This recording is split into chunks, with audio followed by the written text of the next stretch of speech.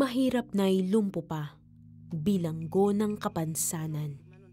Walang layang kumita kahit kaunting pera upang maibsan ang kahirapan ng buhay. Ito ang mapait na kalagayan ni Mamerta, naputol ang kaliwang paa at daliri sa kanang paa dahil sa diabetes. Sa loob ng 20 taon ay sa 4 na sulok ng kanilang bahay umiikot ang mundo ni Mamerta dahil sa kapansanan. Kamay at balakang ang gamit kung gustong bumaba ng hagdanan. Kaya nga nahirapan pero hindi, bali na lang. Ito namang kapalaran ko. Kailan ako kunin sa Panginoon. Buong araw niyang hinihintay ang pagdating ng asawang pagod na pagod sa paghahanap ng makakain sa kagubatan.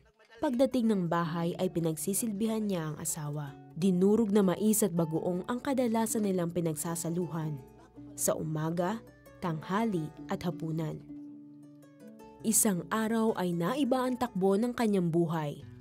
Sa pangunguna ng kapitan ng barangay at ilang kapitbahay, kinarga siya palabas ng bahay at dinala sa nagaganap na medical mission ng Operation Blessing.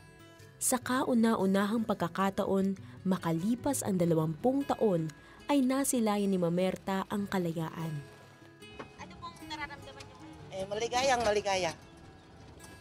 Alaala ko, narinig ng mga nalangit. Mahal ko. 100% kadugaya na yun, tagdili masakit. Kaya masakit mangguli ay. Ay! Nako! Ang miserableng buhay ay nagkaroon ng bagong pag-asa pa. Nabigyan sila mag-asawa ng libreng konsulta at mga gamot na kailangan nila. Kasabay nito ay pinagdasal ang mag-asawa ng Operation Blessing. Naluha si Mamerta dahil sa unang pagkakataon. Naunawaan niya ang ibig sabihin ng pag-ibig ni Jesus at ito'y buong puso niyang tinanggap. Kinabukasan, isa pang sorpresa ang isinagawa ng Operation Blessing sa mag-asawang Tubil. Tumulak ang grupo para dalhin ang wheelchair at grocery items.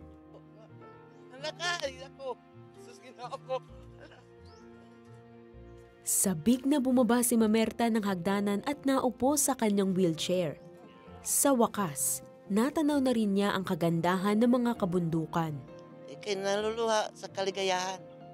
Yan ang gusto ko sanang umiyak sa kaligayahan, pero nahiya lang ako sa inyo.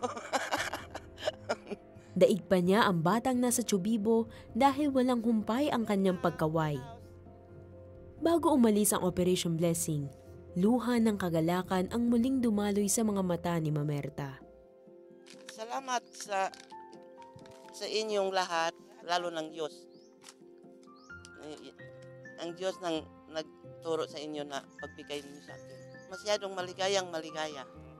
Walang kaligayahan. Nasa puso ko. Hindi maubos sa puso ko.